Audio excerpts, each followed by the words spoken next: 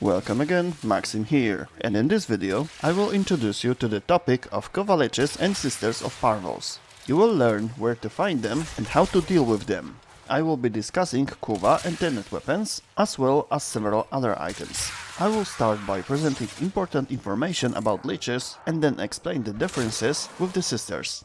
Liches and Sisters are special enemies that are assigned to specific sectors. In these areas you can play their special missions to find them, but even on regular missions there, you will feel their influence. The Lich can steal from you some of the goods obtained on the mission, around 10% of collected resources and credits, and has a chance to steal whole item or mats.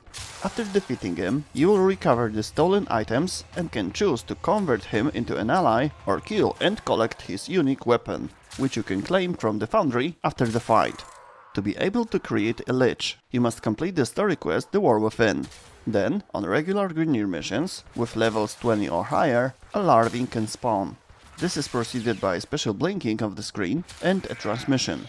I don't recommend just running through the map and waiting for its spawn, because if there is a maximum number of enemies on the map and you don't kill them, larving won't be able to spawn.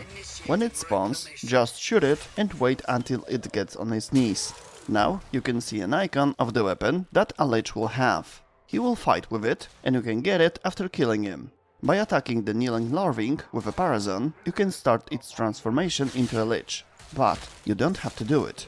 There are currently 19 Kuva weapons. Each has an equal chance of spawning in the larving's hands. However, you can avoid a situation where your Lich has the same weapon few times in a row. If you don't attack the larving with Parazon, it will just die after a while, along with the weapon a Lich is supposed to have.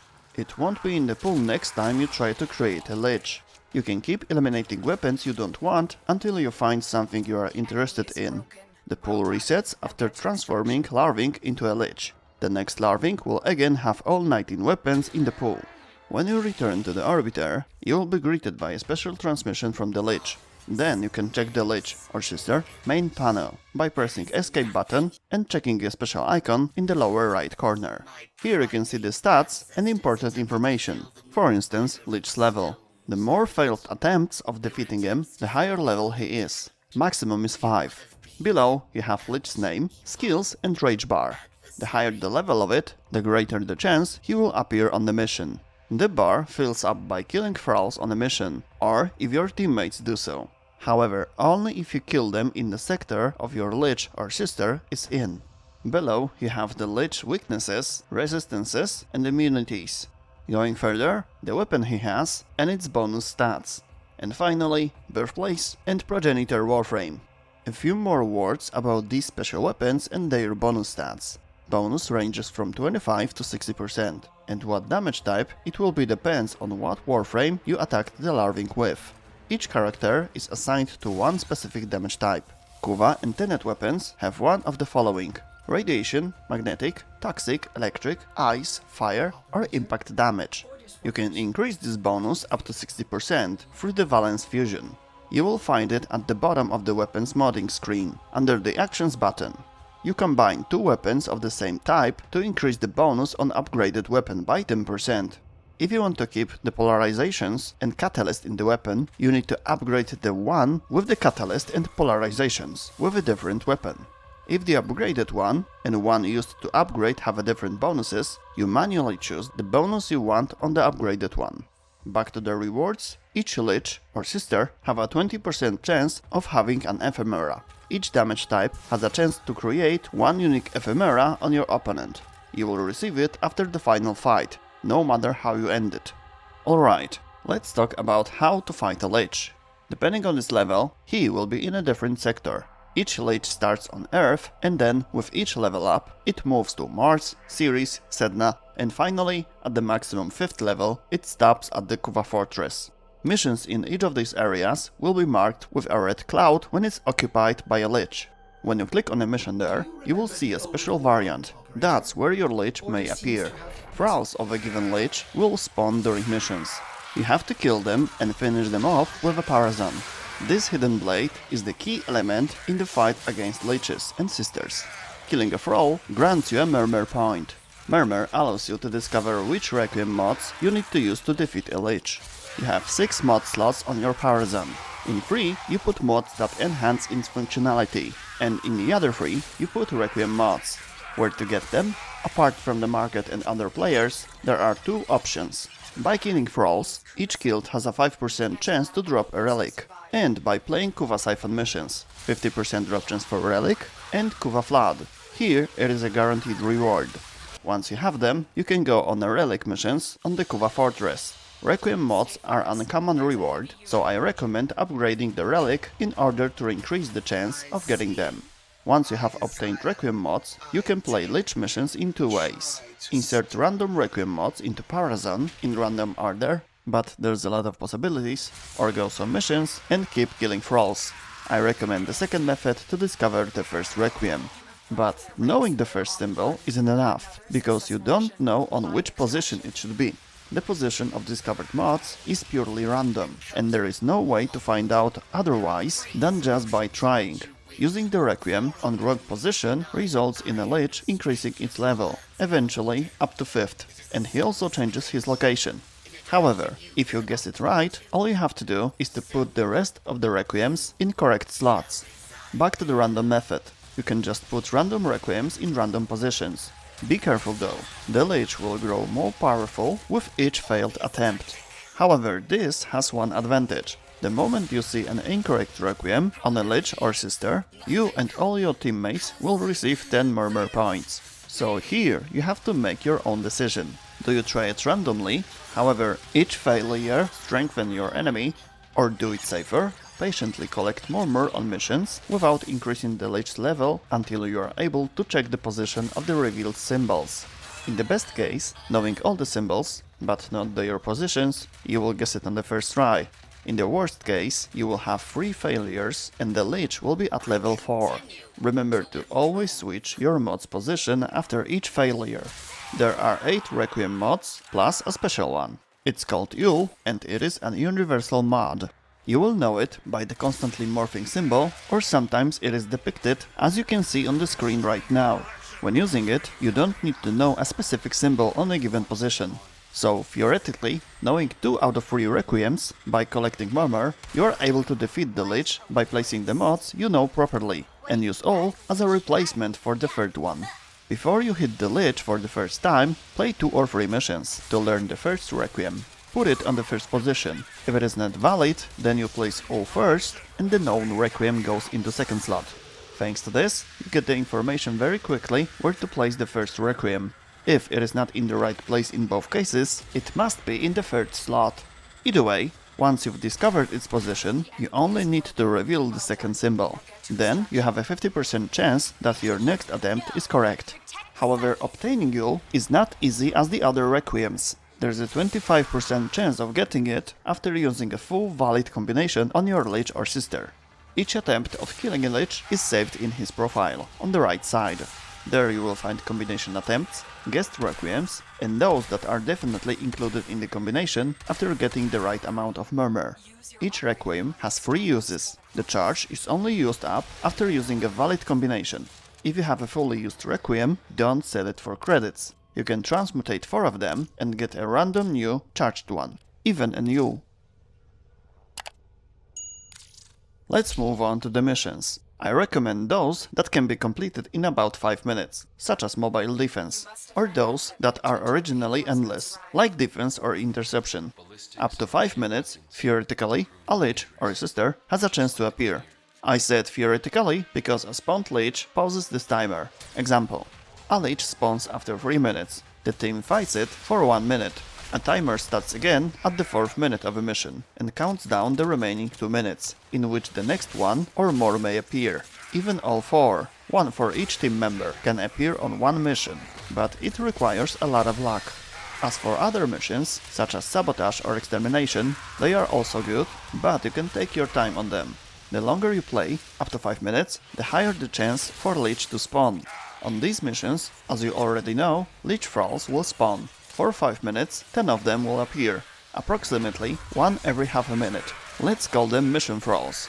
However, the Lich will also spawn his own thralls during the combat. Let's call them clash thralls. The Lich himself can always create up to 10 of them. Mission thralls will stop spawning if during the mission there are 10 thralls spawned in total, no matter the type. Clash and mission thralls will spawn independently throughout the fight, so 10 of them both can spawn way faster than 5 minutes. Clash thralls are not restricted like the mission thralls. As long as Lich is alive, it will create up to 10 of them. So the ideal scenario is to have about 10 mission thralls, then Lich appears and creates 10 more of his own. After collecting murmur and guessing the combination, you must go on railjack mission as a pilot of your own ship or join some other crew. If you want to defeat the Lich, you must go Saturn Proxima. You can play this mission solo or with a team.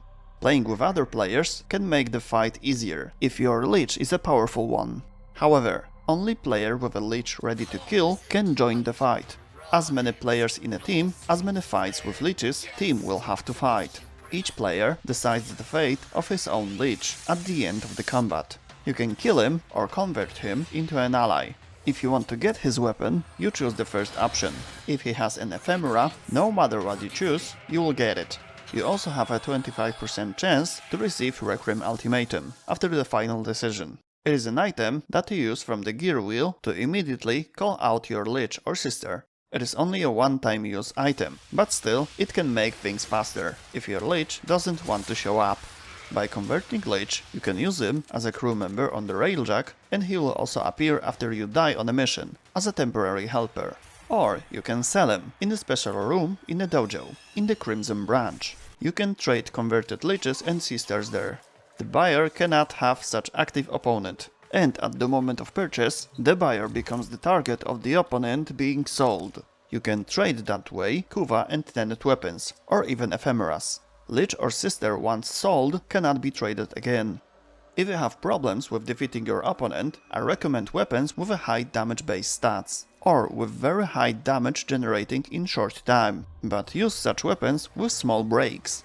Liches and Sisters have a special algorithms on them, the so-called damage attenuation, constant and applied.